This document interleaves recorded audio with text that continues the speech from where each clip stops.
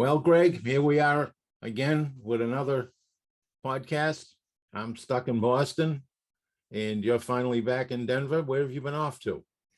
Well, I've been running around, John, trying to promote flight safety detectives. I just got back from Prescott, Arizona. I was the keynote speaker at Embry-Riddle's President Safety Day down there. So I want to thank Dr. Carlson, who is the new chancellor down there. She's been there about 2 years now. And Dan McCune, who is their vice president of safety at the university, for inviting me down to talk to the 127 flight instructors that they have. Their flight program down in Prescott basically doubled over the last year and a half. They're expecting almost 900 flight students this year. So they did a great job, as usual, with their safety day, trying to not only have, of course, me giving some words of wisdom, but then they have breakout sessions. So I was very honored to be down there at my alma mater, and of course sat through several of the presentations, and they were very well conducted and received. So it's good to be back doing an episode of Flight Safety Detectives with you, and I'm looking forward to talking about Korean Air Flight 801, something that I know a little bit about. Yeah, you spent some time over there in Guam. Yeah, I did. I think there's some information there that people will want to hear. Absolutely. Before we get started, I'd like to remind everybody, but today's show is being brought to you by PAMA, the Professional Aviation Maintenance Association, and by Avemco, our premier and general aviation insurance company. And we've had some recent experience with Avemco out in Oshkosh. Yep. And I tell you what, when I mention Avemco, I just think of how impressed I was with the people out there, their knowledge of aviation.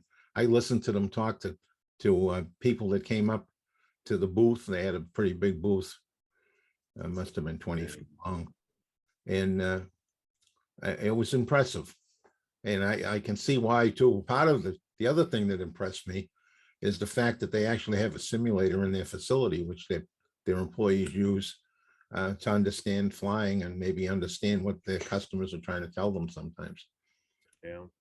So it's I'm very impressed. I'm very happy that they're a sponsor of ours, and of course I have firsthand experience with Avemco, and I can't endorse them any more than I already have over the last 80 plus shows that we've done. The big thing is that when you're looking for insurance, you want somebody that, one, definitely has the knowledge. They aren't going to pass you off, and you're going to get some quick responses, because right now, and John, I'm telling you, I don't know what's going on. I know that you've talked about it on these podcasts, but we have had another run of accidents. Of course, I'm really concerned about I think there was 12 flight instruction related accidents over a 3-week period, which I'm really concerned about what's going on with flight instruction.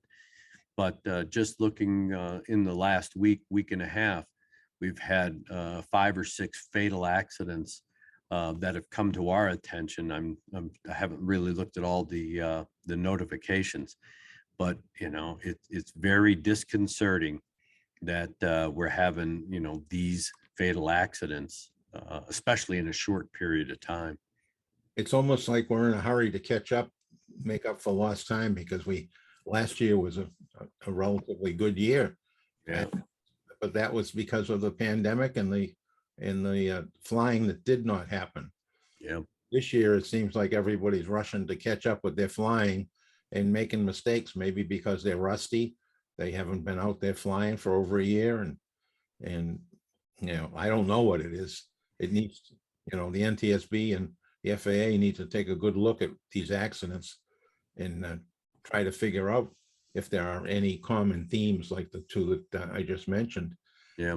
Try to get a handle on them.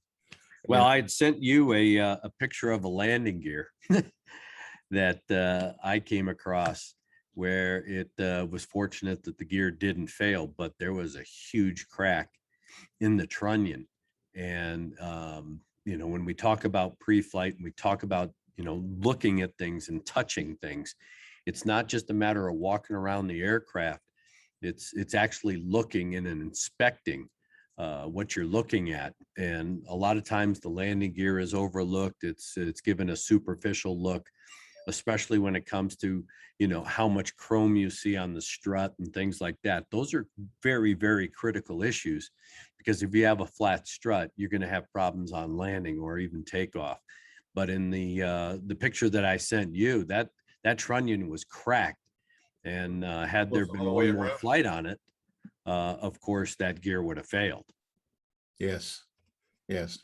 Good pre-flight's important in our pilots, and we're going to talk about this here in the near future. But what is a good pre-flight? And actually a good flight planning starts even before the pre-flight. Yep. Inside. And we stressed that at VEMCO in presentations there, and in the discussions we had with people. We kept talking to them about making sure there's a good pre-flight. And I think I mentioned once before in here about one email that we got from an airline captain who actually has changed the way he does his pre-flight because of what we have said. I hope the GA pilots take heed and do a better job and touch your airplane. Don't just look at it, touch it. Yeah. No, it is one of those things where if you're looking to have success in your flight, the pre-flight, of course, make sure that the aircraft is airworthy, because that's the responsibility of the pilot, especially since the FARs 91.3 tell you that. But of course, then good flight planning as well, because everybody plans for, the A plan, but you always have to have the bailout, the B's and the C's, and we're going to get more into depth with those types of discussions here in the near future. But the accident at hand that we're going to talk about today is one, of course, that I had the opportunity to be the investigator in charge of. It was a fatal accident that occurred back in 1997 on August 5th. And I ended up getting launched with a team out of Washington to Guam to investigate the fatal accident of Korean Air Flight 801. It was a Boeing 747-300, so it was the larger version just before the new 400s came out. And they were flying from Seoul, Kimpo Airport, to Guam. And that was really, it's a junket flight, if you will. It's a flight that, from what I understood, because the shopping is pretty good in Guam, a lot of the folks that are on that airplane go over there, spend the weekend shopping, and then go back.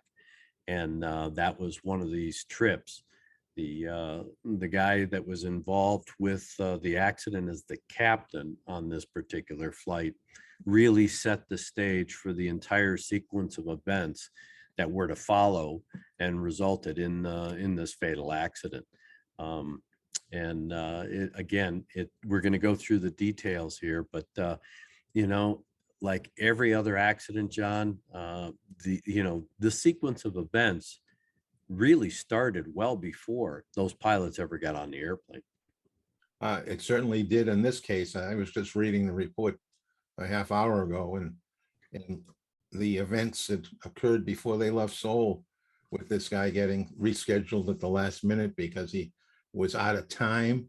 So he's already reaching the maximum duty day, and they give him a different flight just to save the flight and put him on the road.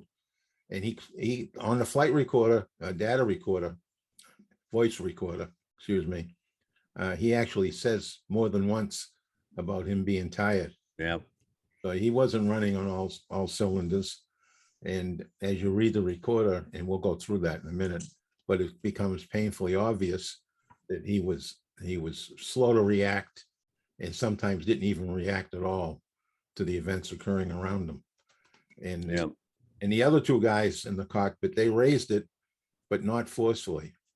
Yeah, and we're going to get into that because as I've talked about over the years, I still believe that there is a cultural issue that exists in these cockpits And I think that this was a demonstration of that, and we'll talk about it. The board didn't really get into the societal culture. I've been preaching that we need to do more about that. It's one thing to train pilots with CRM where, there are no barriers, that there's a free flow of information and things like that.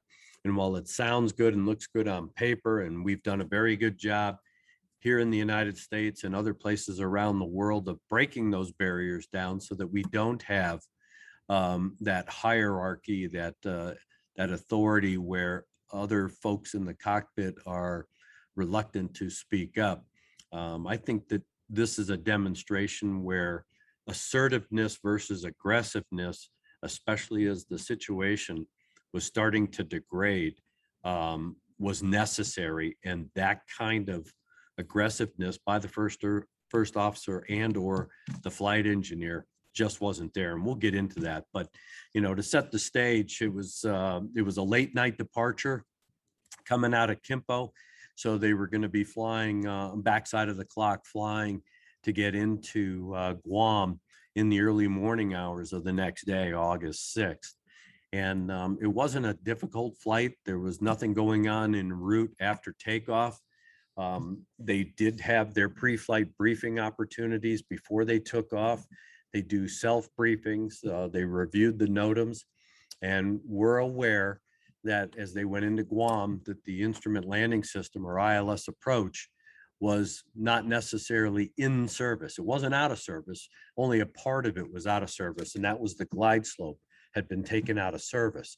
So that resulted in the fact that they could still shoot an instrument approach there. It was just going to be the localizer only, which is a non-precision approach versus a precision approach. And so they were aware of that by NOTAM.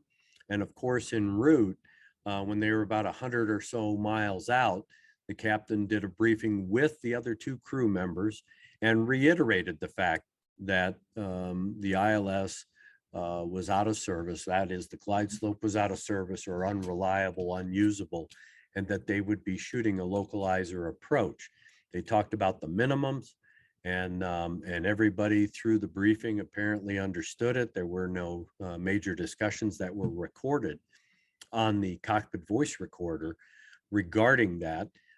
As the captain briefed the minimum step downs, because this approach, the localizer approach, is a step down approach. One of the things it incorporates in the approach is the VOR, because that's where they get the distance measuring, or the DME distances. It is not co-located with the ILS and localizer systems on the airport. And that was a huge issue in this accident. We'll talk about it when we dissect the training aspects of this particular flight crew. But so the VOR is incorporated into this because they're picking the DME off the VOR, and that is a critical part of the approach. So as the airplane was coming around the horn, getting lined up, they were talking to the controllers at the airport in Guam at Agana, and the controller, they were using some non-standard language. They didn't really use appropriate procedures as outlined in the air traffic control handbook with regard to giving position reports to the flight crew as they were being lined up on the approach. I think, John, one of the critical things was that in this part of the world, you get these quick building, what they call top hat type thunderstorms, where they're very isolated. They stack, straight up. They look like top hats, if you will. That's why they characterize them as top hat thunderstorms. They're, very small in diameter, but of course they can create an obscuration, especially if they're strategically placed on the approach, which in this case, one of those thunderstorms had built up on the final approach course between this crew and the airport. So as they were coming around, even from 100 miles out, they could actually see the airport. And they mentioned that on the cockpit voice recorder, that they had Guam in sight. So the visibility was good. There was an airplane, there was an Air Micronesia aircraft that had landed about 30 minutes prior to this airplane. They reported excellent visibility. They did not have any kind of thunderstorm or convective activity on the approach that it would have obscured their VFR approach or visual approach to the airport. And again, in this case, that's what the crew was briefing for. Now, a lot of these flight crews, especially over in that part of the world, as here in the United States, use the instrument system as, of course, a backup. That is, they set the ILS, for glide slope type information. But in this case, they were intending to shoot a visual approach. They used, of course, the ILS. They were cleared for the ILS runway 6 left approach. And there was some confusion, and we'll talk about that here in a second as well. But they were cleared for the ILS approach. The airplane was maneuvered by the captain. He was the flying pilot onto the final approach course. And of course, there was the two-way communication with the controller and the flight crew with regard to clearances and usability of the ILS, actually the glide slope portion of the ILS. But as they were making the approach, they got established on final. They were running their checklists.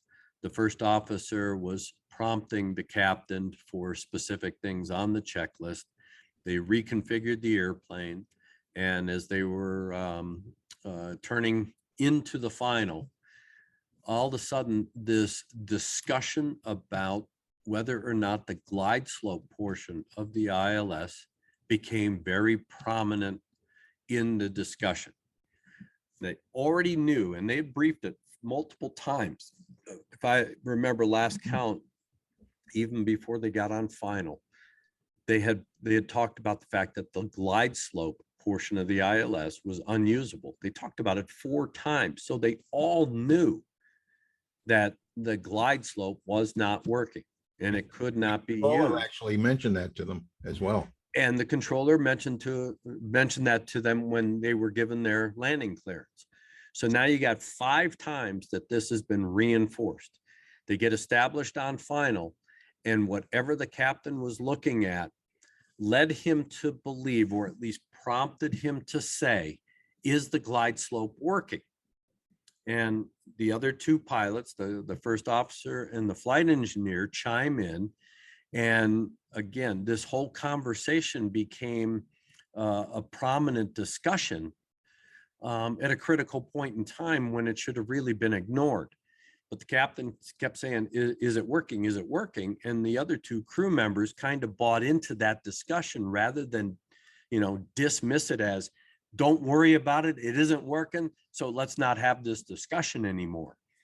And it became evident that possibly, and more than likely, the captain thought that the glide slope was in fact working for whatever reason, even though he should have never, ever followed it.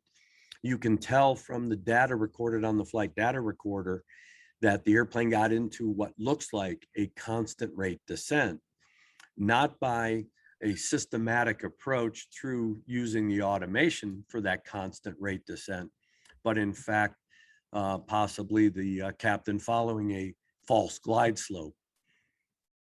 That aren't connected to anything. And of course, part of the investigation was to determine whether or not, excuse me, there was a spurious signal that would have led to a false glide slope. Nonetheless, as they were coming down, there were multiple warnings given to the flight crew through the automation of the GPWS triggering not only altitude callouts, but of course, sync rate call out, and then the countdown, the altitude countdowns. Now, when you look at the approach, and I would suggest, and we'll put it up on our website, a link to the NTSB report, and we'll pull some excerpts of the approach played out so you can actually see the step down, and we'll pull the data that was plotted in pictorial form of the actual approach that the aircraft flew. But this approach is a little different because, as I said before, the localizer approach is a non-precision approach. So you're only using the localizer as lateral guidance to line you up with the runway. The DME, the distance measuring equipment that is used to give you the pilot a distance from their current position to wherever that DME station is, that in this case was co-located at the VOR, and the VOR was approximately 6 miles from the runway. So in order to successfully fly and understand your position in space with relation to the airport, you would count down to 0 because you're going to pass by or pass over the VOR. So the DME is going to count to 0, and then you have to count back up 6 miles. And when you get to 6, you should be at the airport. Well, this was a big issue with regard to training, because all of the flight crews, as we found out when we got into an examination of the pilot training that took place at Korean Air, was that the approaches that were used during all phases of training for all the aircraft were done at the local airport in the simulator. So Kimpo was the airport. They would fly an ILS, a VOR, an NDB approach. Remember, this is 1997, so we didn't really have GPS overlays at that time, and they weren't really prominent. So all of the required approaches were flown to Kimpo Airport, where in fact the DME is co-located at the airport. So in order to determine your position relative to the airport, you would count down to 0. And typically when you got to 0, you should be at the airport. That was their standardized training. We found this in this particular accident to be an issue because the crew counting down to 0 may have been confused, and it was obvious they were confused just by the discussions on the CVR and what we analyzed based on other discussions, that the crew was kind of confused as to where they were in relation to the airport. They were established on the localizer, but they did not fly the required step downs of the localizer approach. They actually descended prematurely out of 2,000 feet down to their minimum step down of 1,440 feet. And that was done about 2 miles too soon. And again, as they got into a constant rate descent, which they shouldn't have done, they were counting down to 0. And when you see the location of the accident site, and we'll put that picture up as well, that airplane hit the ground adjacent to the VOR, right at the 0 DME. Even though the crew got multiple warnings, especially the GPWS warnings, they never reacted to it. And in one case where the sink rate warning was heard on the CVR, the first officer dismissed the sink rate warning. Now, we don't know exactly what that prompted him to dismiss it. Was he looking at the altimeter and thinking, well, okay, the sink rate isn't, we're not sinking. The altimeter isn't unwinding. We don't know if he was looking at the VSI and believed that because they were getting close to the airport, that was okay and he dismissed it. Or was it because as the airplane approached Nimitz Hill, which is 6 miles off the end of the runway, the rapid rise in the terrain is what triggered the GPWS. And so, of course, the FO dismissed the sink rate warning, but it was followed shortly thereafter with minimums and then other altitude callouts. That right there, that whole sequence, John, that created a level of discussion and some confusion amongst the two pilots and the flight engineer. And let me just set you up as well, is that this captain was a senior captain. He had almost 9,000 hours of total flight time. He had quite a bit in the 747 as both the first officer and a captain. The FO was about 5,000 hours with a lot of the time in the 747. But the senior statesman on the airplane was the flight engineer. Flight engineer had almost 11,500 hours in the air, and a lot of it was as a flight engineer on the 747. And when you really look at it in the big picture, at the very end of the whole discussion and the whole accident sequence and the facts, conditions, and circumstances, the guy who was most plugged in was the flight engineer. And it became evident in the discussions that took place in the final seconds of this accident. The captain got locked on, believing that that glide slope, for whatever reason, was valid. It's apparent that he may have tried to continue to fly that glide slope, despite the fact that the first officer and the flight engineer became aware that they were not near the airport. And in fact, both of them were not assertive or aggressive in recommending to the captain to go missed approach or go around. And they used both those terms, missed approach and go around. I call it hinting and hoping. They kind of threw it out as, Captain, we should go missed approach. Captain, we should go missed approach. It was more of a suggestion than a real command.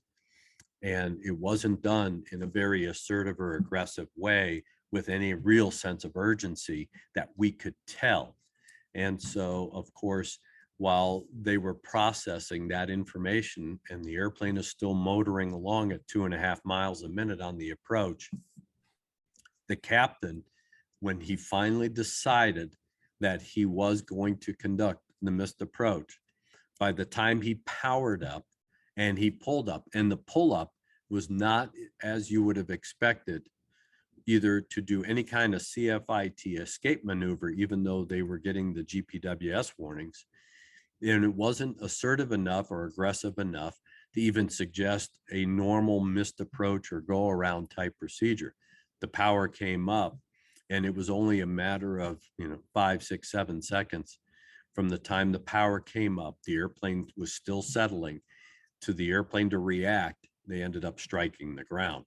And we analyzed that as the NTSB, that had the pilot reacted, the captain reacted at least 12 seconds before, when he was getting these first indications that he was close to terrain and that they really weren't where they should have been, that is the airport. Had he performed this missed approach or go around maneuver at least 12 seconds or more before, we wouldn't be talking about this accident. The airplane would have cleared Nimitz Hill by at least 400, 450 feet. But we are where we are. Of the 230 plus people that were on the airplane, there were some survivors. None of the flight crew survived, but there were flight attendants and a number of passengers that did survive. Some of them did succumb to their injuries, either at the accident site or en route and at the hospital, but there were survivors. But through this entire investigation, there became very evident that even though this was a professional flight crew that had just gone through and had been going through a very standardized and comprehensive training program, we identified issues that compromised safety with training, with human factors, that is the fatigue, and a number of things that occurred after the accident with first responders, emergency response, and of course the FAA, that is the air traffic controller, and a piece of equipment that was intended to provide at least some altitude alerting to the controller and the flight crew. And that was the minimum safe altitude warning system, or MSAW system, that's in place, that provides guidance to the controller that an aircraft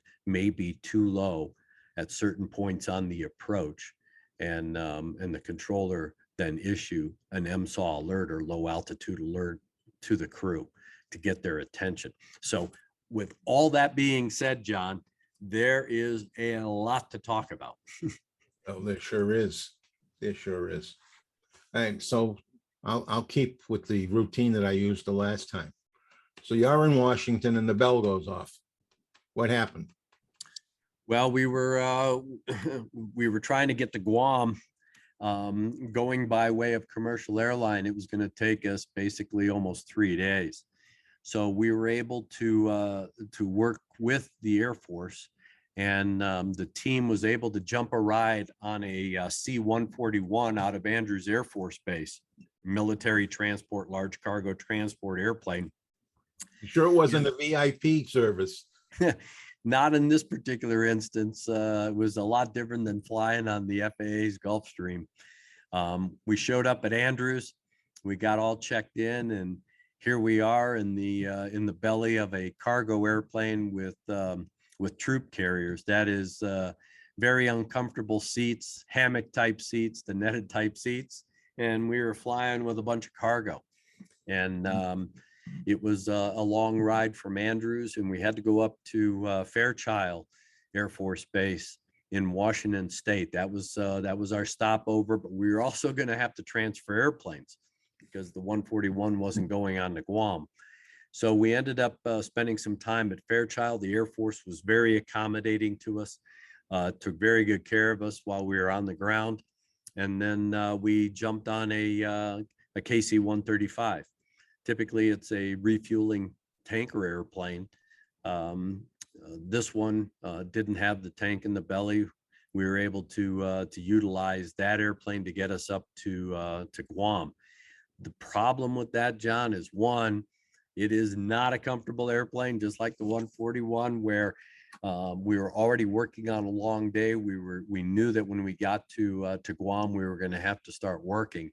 So, of course, the accommodations were as best as they could be. There are no flight attendants. The box lunch was just what it was, cardboard box lunch. And on that airplane, the environmental system is not as cozy as on a civilian commercial aircraft. You have a one pack that heats and one pack that cools. So it was either real hot or real cold back there.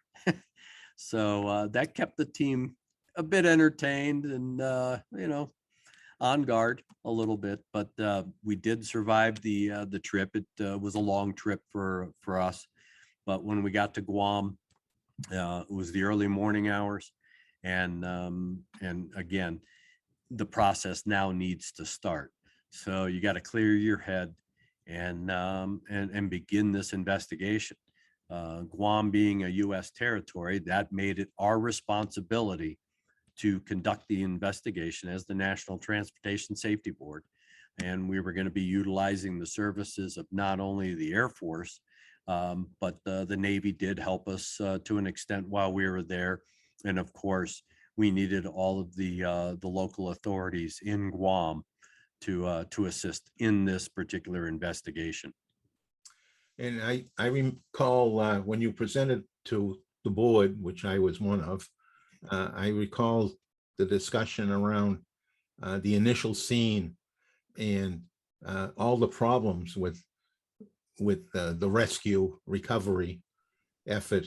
And I remember thinking at the time that it was like a replay of the Korean Airlines 747 that crashed on, I've forgotten the name of the mountain in Japan when they blew out the bulkhead on the back. Oh, Japan Airlines 747, yes. So yeah. So as you were describing it, and the survival factors folks were describing that, that's what came to mind for me, was how it's like 10 years difference in time, but how similar that these two events were. So when you got there, you got to see the rescue and recovery. And what did you see?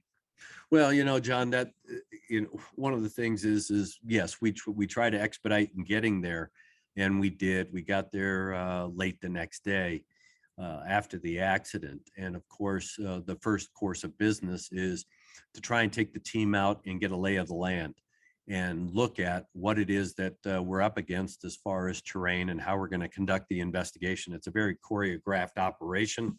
And of course, we always have to worry about site safety, making sure that everybody is safe when they're doing their respective jobs out at the accident site.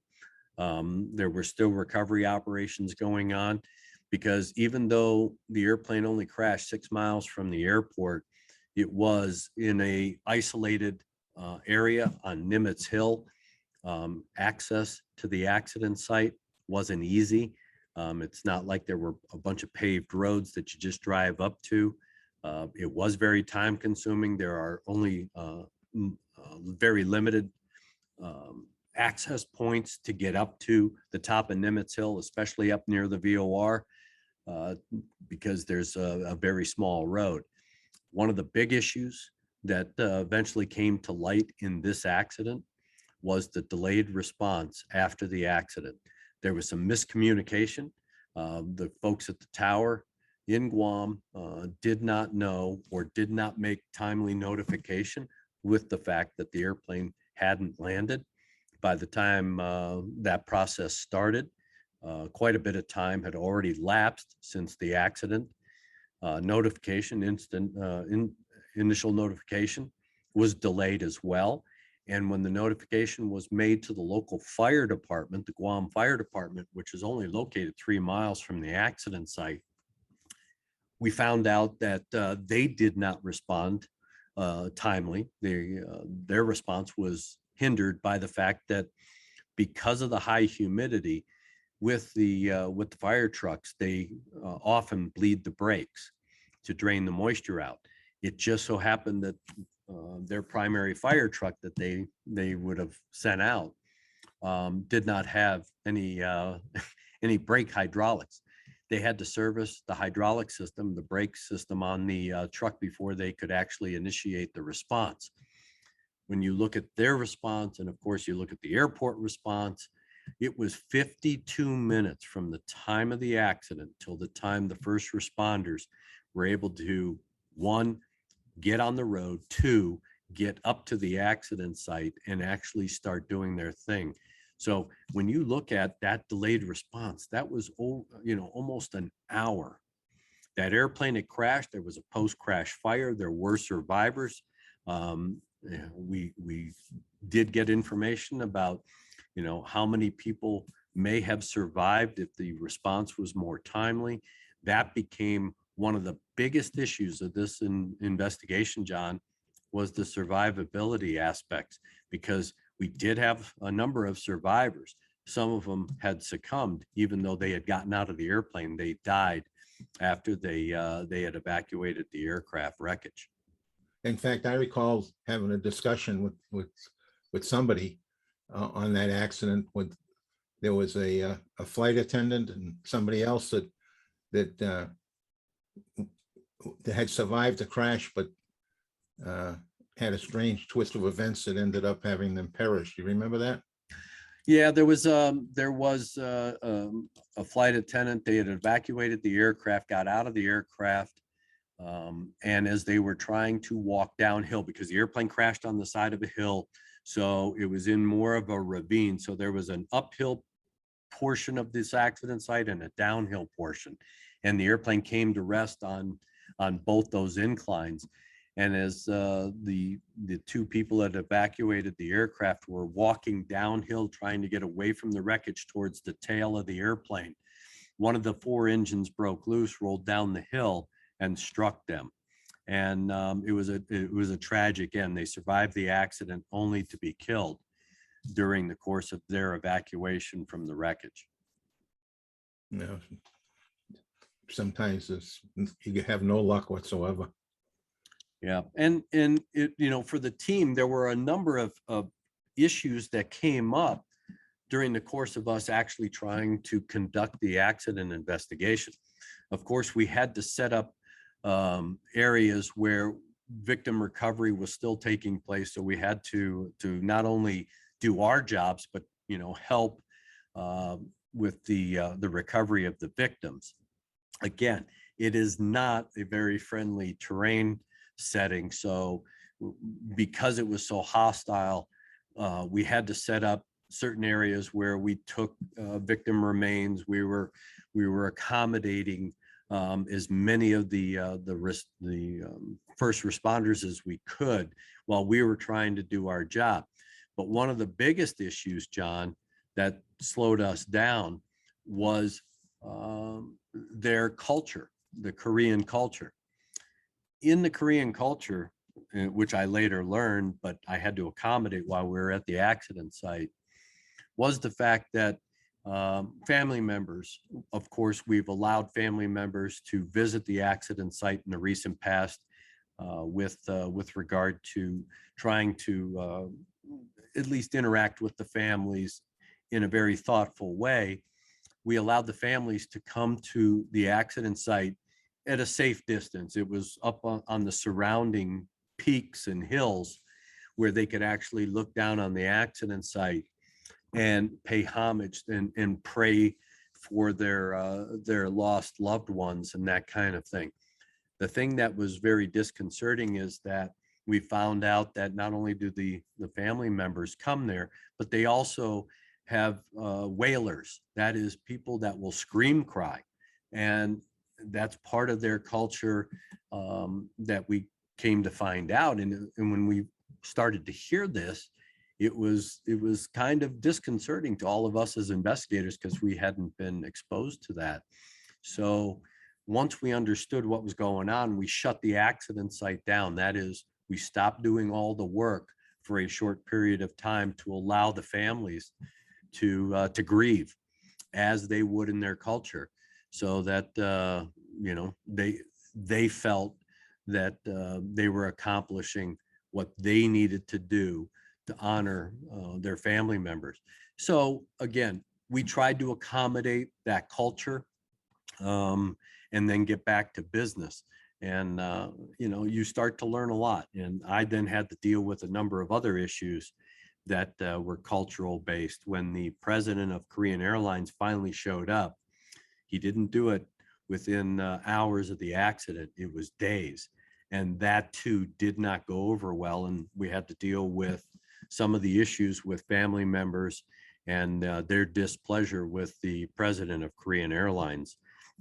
Those are the backstories. Those are the peripheral issues that, as the investigator in charge, and of course, the board member that we had on scene, which was George Black, those are the things that he and I had to deal with while I still had to choreograph what was going on with the process of acts investigation.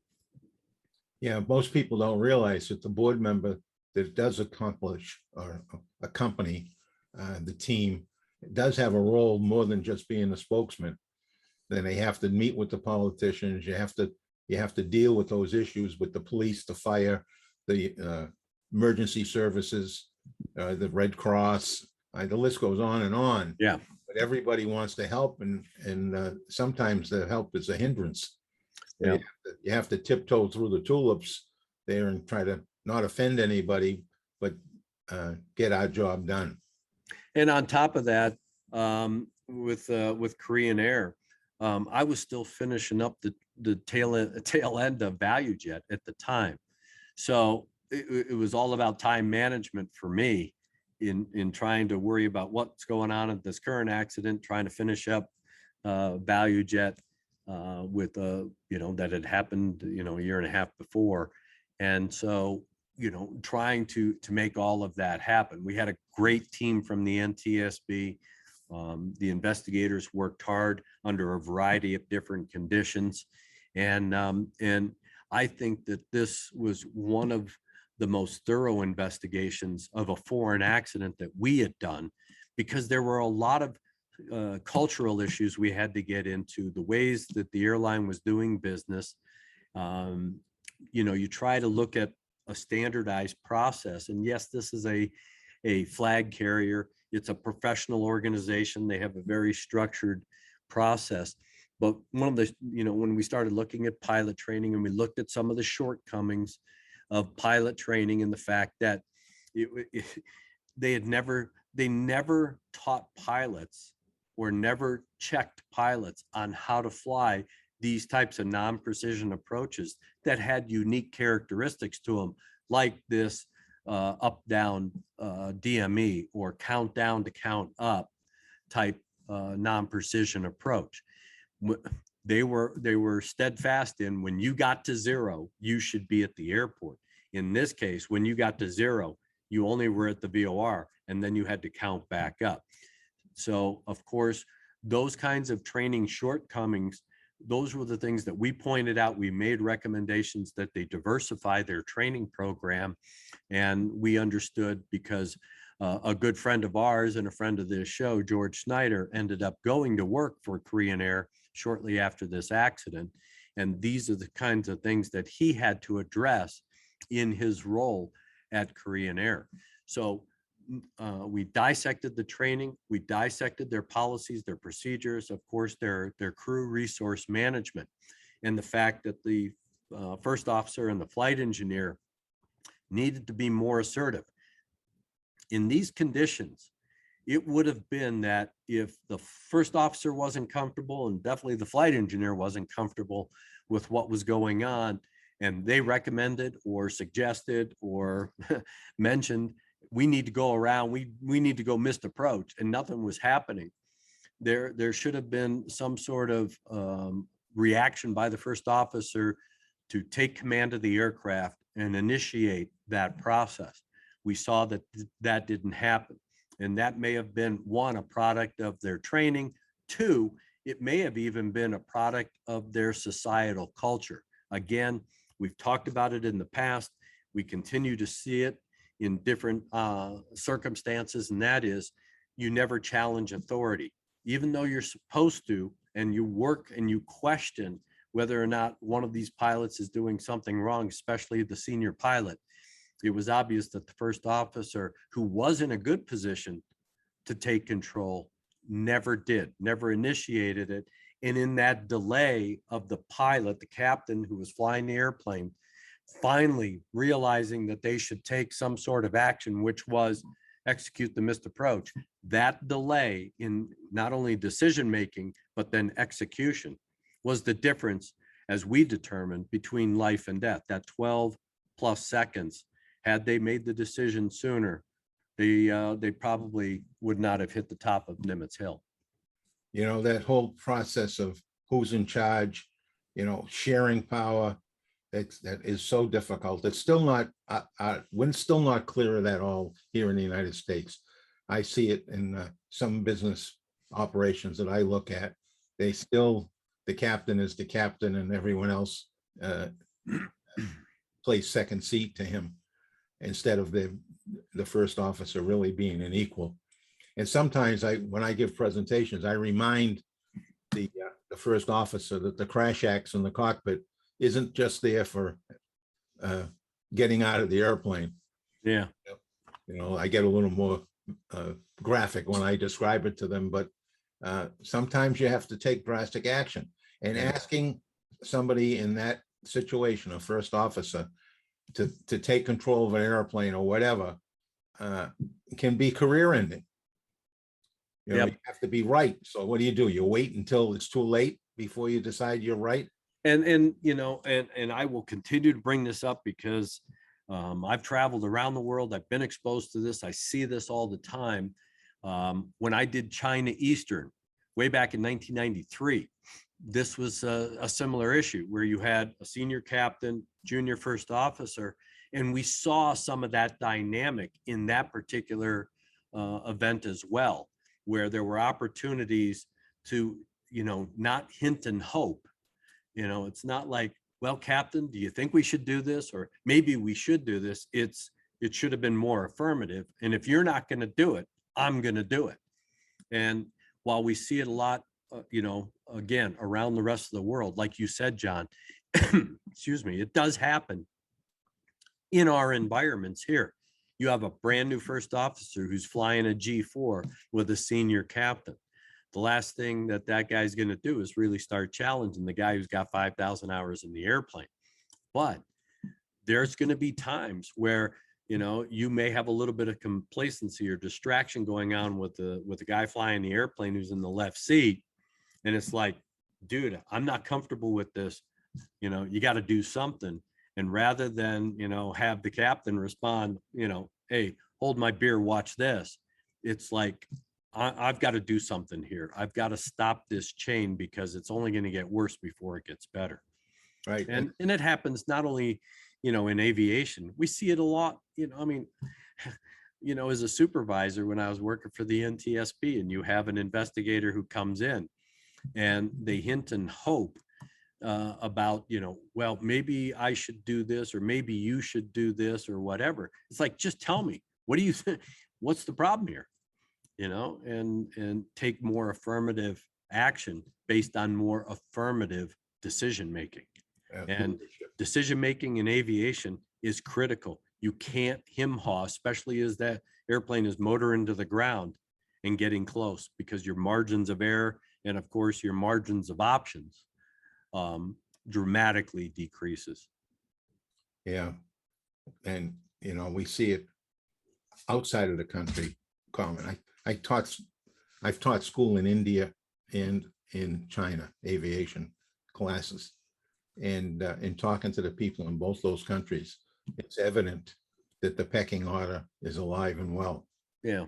You know? And, you know, the other thing is that, you know, within, and I'll be the first to admit, you know, you're always concerned when you're dealing with a foreign airline or a foreign authority, because we had the Korean KCAB investigating the accident with us as the accredited representative, and we ended up making a recommendation because they were part of their Department of Transportation and Construction, if I remember right, and they weren't a quote independent investigative authority. So when we were talking about trying to take corrective actions and that kind of stuff, of course, politics plays very deep into these decisions that are made, whether or not to take corrective actions. We can make all the recommendations in the world, but whether they're acted upon and how they're acted upon are two different things. Plus, you know, who are we to tell them how to do business and how to make changes and how to run their airline and run their government as far as an acts investigation authority? But they were very receptive to a recommendation that we did make, where we suggested, because ICAO Annex 13 and the processes of Annex 13 suggest, highly suggest, recommend that you have an independent accident investigation authority, because one of the roles that the NTSB plays, because of its independence, is to actually look back at the FAA and be critical of their policies and their processes, and of course the regulations.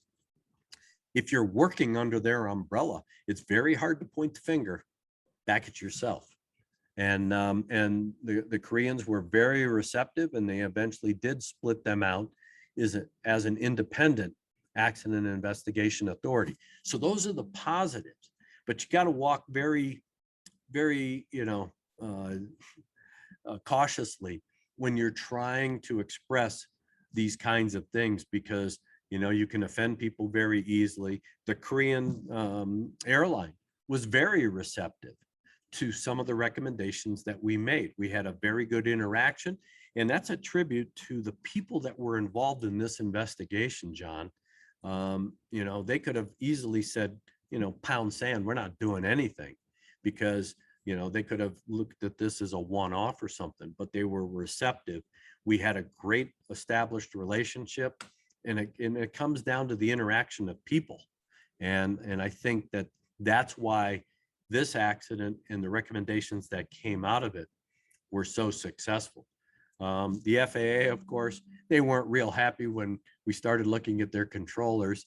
Our ATC expert, Richard Wentworth, loved the guy, one of my closest friends, and it was fun because you know, as we started to get into looking at all these ATC aspects, and we saw that the MSAW system had been intentionally inhibited, of course, we started to question why. And it was because of the nuisance warnings, because Nimitz Hill does pop up. It sits right there on the approach of to Agana and runway 6. And a lot of airplanes that are being flown on visual approaches get really close to the top of that hill as they're maneuvering around to get lined up. So there are a lot of nuisance warnings, and of course the air traffic controllers got tired of it, so they reprogrammed what the boundaries or the standards were that would trigger an MSAW. Well, in this case, that worked against them. And of course, it inhibited the ability of the controller to, one, identify the position of Korean Air 801, but two, give that flight crew very valuable information about their proximity to the terrain as they were approaching the airport. So that was a positive. We identified that. There was some phraseology. The controller failed to identify the, or at least provide a position report to the crew as he should have, as he was clearing them. That too could have triggered their at least awareness to their proximity to the airport. They may have been confused about where they actually were in relation to the airport. That may have triggered them back to a semblance of awareness had the controller provided them a position report. And then one of the other things that was of concern, and for all pilots, and that is that the controller had an expectation. He never gave them any information about weather that existed on the final approach, because he expected or assumed that the flight crew was using their onboard weather radar. So he figured, they already know about the weather, I'm not going to tell them. When in fact, we were never able to confirm that. We knew that they were talking about the weather. They called for the windshield wipers to be turned on, so we knew that they were in a rain event and an obscuring event, because they eventually said, we don't have the airport in sight, don't have it in sight.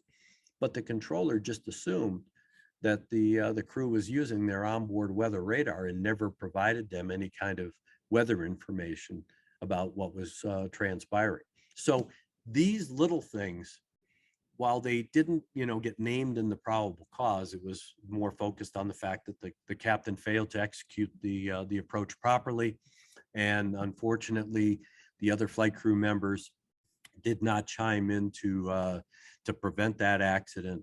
And then, of course, the contribution was training, and of course the FAA and some of the issues that I just talked about.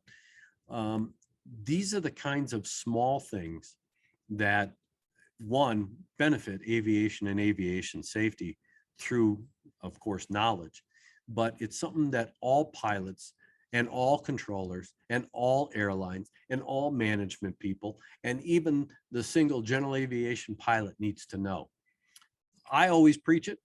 People have heard me say it for the last 40 years. Assumptions and expectations in aviation will hurt you or kill you. Never assume, never expect that someone else is going to help keep you out of trouble, like a controller. They may get diverted with their attention. They may be complacent. They may have assumed that you are doing something when in fact you aren't, and vice versa. And if you assume that the automation is correct, and you assume somebody's going to give you a warning, or you assume that the airplane is going to tell you, you're doing something good or you're doing something bad, those kinds of things and that kind of reliance will put you in a position of jeopardy very, very quickly. A couple of points I'd like to go back to. One is, you mentioned ICAO, the International Civil Aviation Organization, which is part of the United Nations, which gives us rules around the world, consistent rules around the world to operate in aviation. So ICAO is a major player in the world environment, but they're not a policeman, right? So they can Yes. they only recommend through each country's ambassador.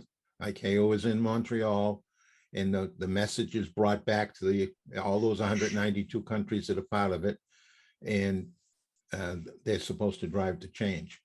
But you raised a whole bunch of issues, and as you were raising them on problems that occurred that really didn't make the report, I was thinking, we're not far off from all of that. Everybody, including me, we all think that we're the best. Mm-hmm. And we're better than most, but I don't think we're the best. And if you stop and think, it wasn't until 1967 that we started to get some semblance of independence in our accident investigation.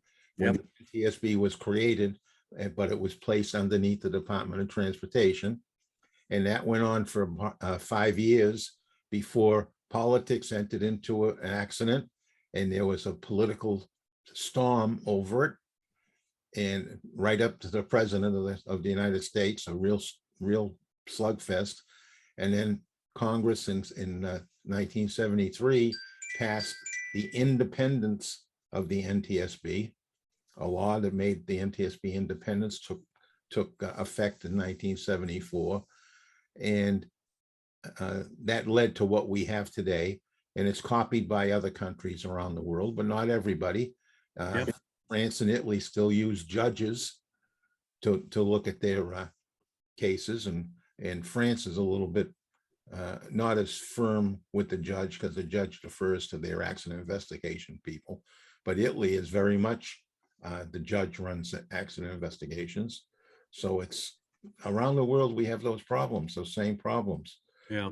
So, And you know, John, I mean, because ICAO, you know, it is recommended standards and practices.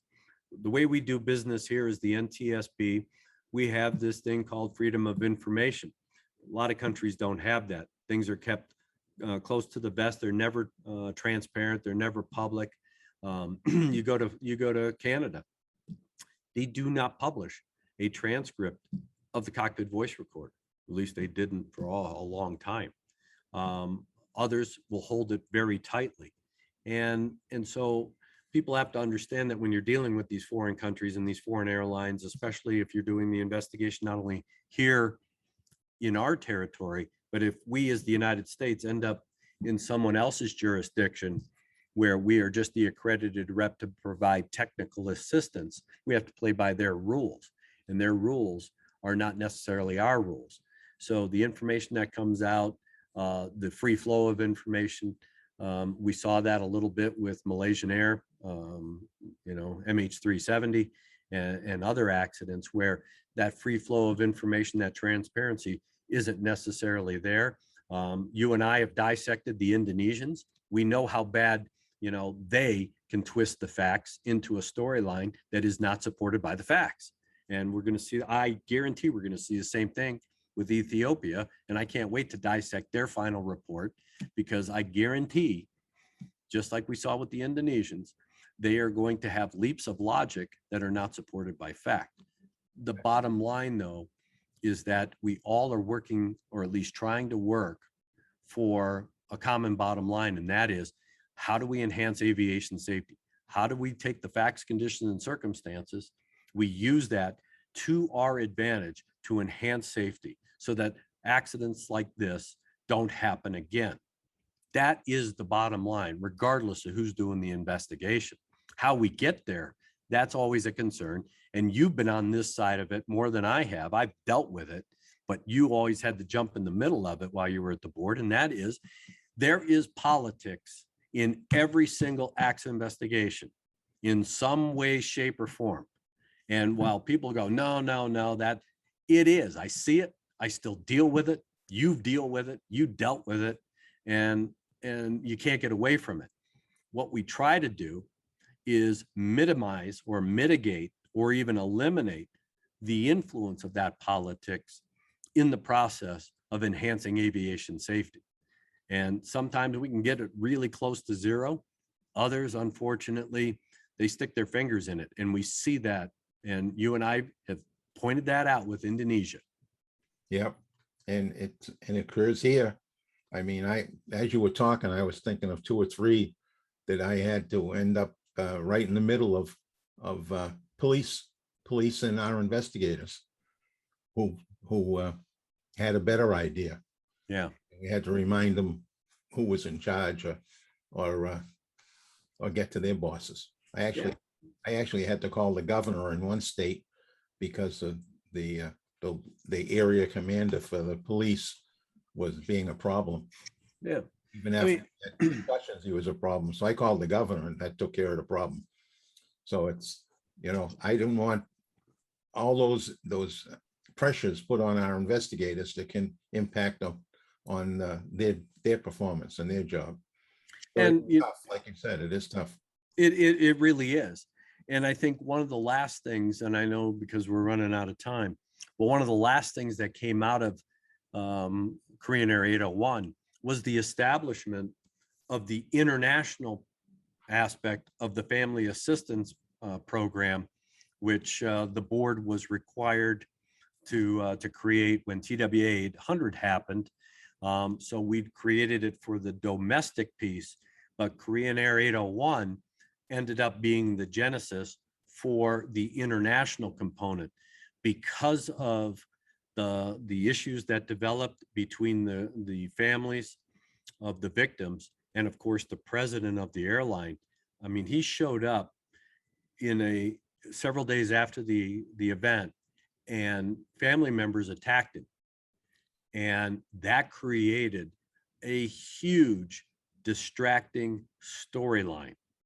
And we ended up intervening, trying to keep the peace with these family members, and of course the president of Korean Air and the airline organization. And out of that spawned the international family assistance program or transportation safety program. And to this day now, it's been incorporated in many of the airlines and of course government organizations around the world. Well, I remember we started that as an executive order from the White House, and then they turned it into a law, and they had overlooked in the law the foreign carriers were operating into the US. And I remember I was going to France to do something, and in the terminal, I ran into I think he was the VP of operations. Now, I'm not clear on that. But anyway, who was not happy with the Family Assistance Act.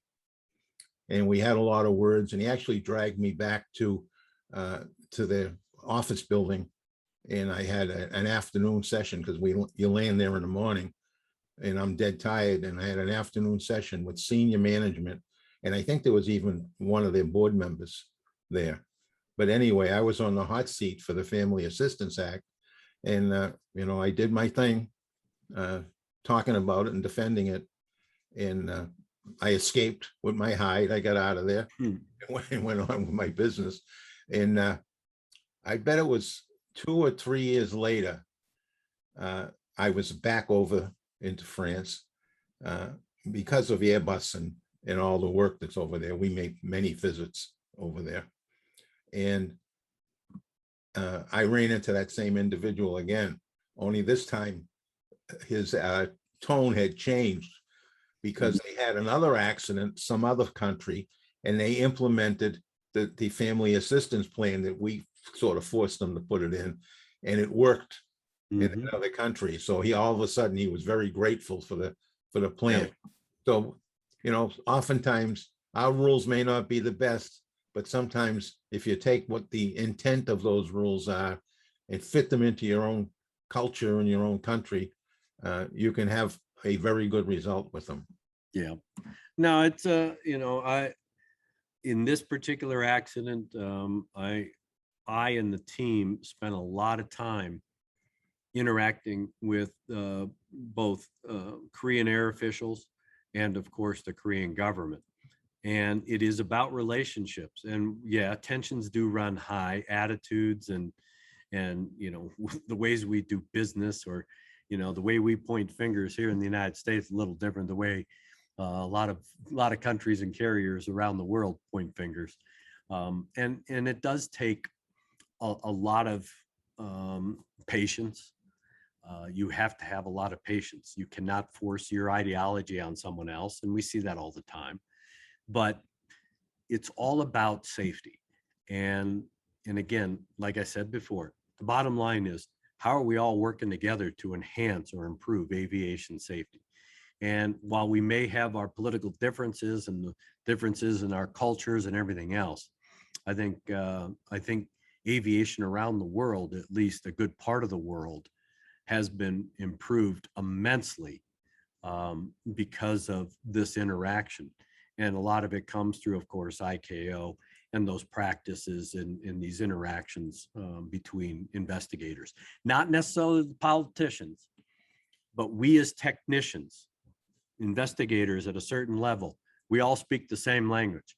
And, yeah, we all have to carry our own respective party lines, but we are in this brotherhood, if you will, where we get each other at our level. We don't care what's going on up there. We get each other at our level. And that's the way it should be, because we're the ones that are driving the safety wagon. Right. There's a couple of societies for investigators that have meetings at least annually. I've been to a number of meetings of the European accident investigators. I know you have as well. Yeah. I mean, it's just sharing thoughts, ideas, and problems. What kind of problems you have. Have you ever had this? How did you deal with it? I mean, that's all building blocks on a international basis to make for a better investigation and better understanding of the problems. Because, I say this often, but I haven't said it on this program, I don't think. When you've been to a major airline disaster and you get there, it has just changed you for the rest of your life. Yeah.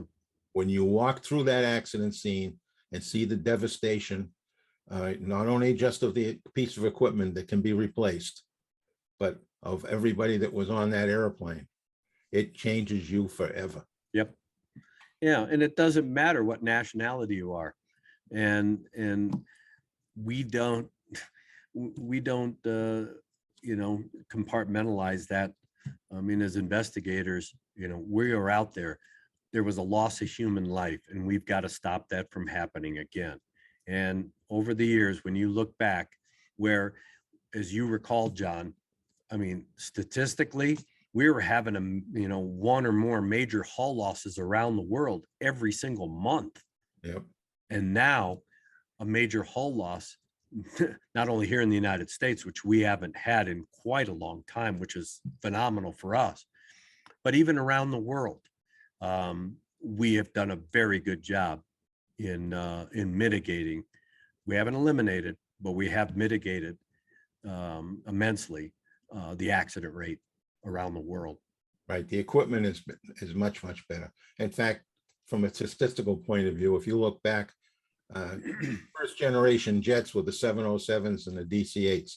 So if you look through, I think we're up to the 7th generation now, but each generation, the first to the second was better, the second to the third was better. And now we're on the right side of the curve because the equipment just doesn't fail. Yeah. What we see is the people using the equipment make bad decisions and cause the equipment to fail. But along those same lines, we have created better pilots. We have done a very good job in enhancing and emphasizing pilot training, pilot understanding of aviation, and utilization of the tools that are given to them in these aircraft, these very sophisticated aircraft. And while we will continue to have accidents related to decision making, a lot of them now incorporate the use of automation and the dependence on automation and things like that. And you and I are going to have a discussion about the degraded pilot skills, the physical, tactile pilot skills that pilots are complaining about. Because when all that pretty automation goes dark, you got to revert to what you know best. And that is, your stick and rudder skills and being able to fly the airplane and make decisions and that kind of thing. But the fact is that when you look at just here in the United States, the testament to pilots, pilot training, and of course, the interaction with the equipment that we're building, we've done a phenomenal job in the majority of the world in curbing the accident rate substantially, so that there should be no hesitation by the flying public to ever get on a major carrier, a legacy carrier anywhere around the world and not feel comfortable with the fact that they're going to get from point A to point B safely. Yes. Yes. So, well, with that little tirade, I'm going to encourage our listeners. We always appreciate our listeners and our viewers and the feedback. John and I just got a bunch of emails on our latest show when we talked about Oshkosh. So we're going to be ciphering through all of that and talking about that on the next show.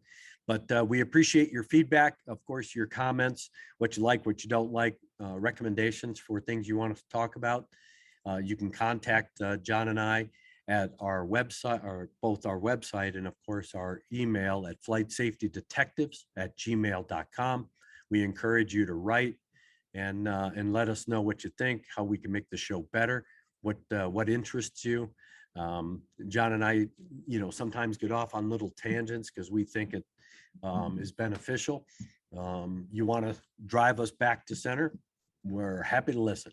And I know that a number of viewers and listeners have done just that through their comments. So we take those to heart. We try to incorporate that, and we appreciate that feedback. So, my friend, I know that you are going to talk to us about our sponsors that keep us going every month. I'm sorry, that keep us going every week.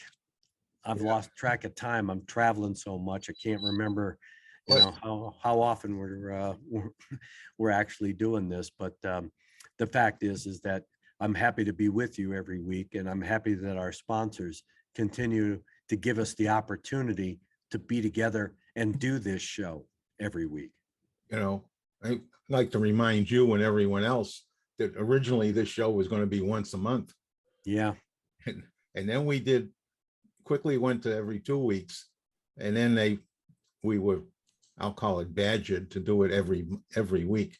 And it is quite a chore to do it every week. To find the time, to two of us together to line it up to do it every. You and I are still doing axe investigation amongst a bunch of other things. And but I love that this is the best part of my month, if you will, is doing these shows with you, because at least this is our way, and I feel it my way of giving back.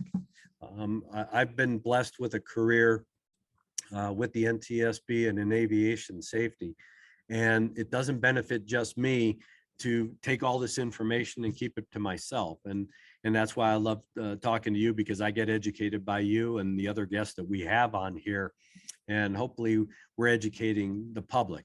And that's what it's all about. It's giving back. It's giving the backstories. It's giving you a level of confidence that what's going on in aviation, and we'll be talking more about aerospace and space in the coming months, because that's where we are headed, is more to the stars. So while we look at it with hope and grandeur and everything else, we know, just like with aviation, there is always that high risk and the possibility for an incident and accident.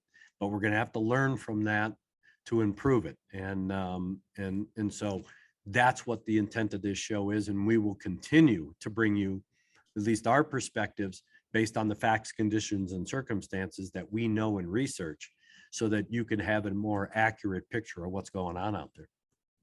And on a fun note, I can't wait for us to have Wally on.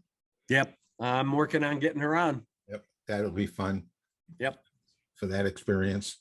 And so I, again, would like to remind everybody, the show is brought to you by PAMA, the Professional Aviation Maintenance Association, as well as Avemco Insurance. So if you're a pilot and you need to have insurance on your airplane, or if you're a flight instructor, you need to have insurance, or any kind of general aviation insurance, give Avemco a call, 888.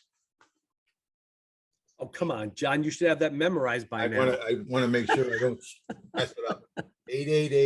888-879-0389. That's their number. Give them a call, or you can go online, avemco.com. And from a long time, I was saying, call them up. They're good people. They talk aviation. Well, I saw that at Oshkosh.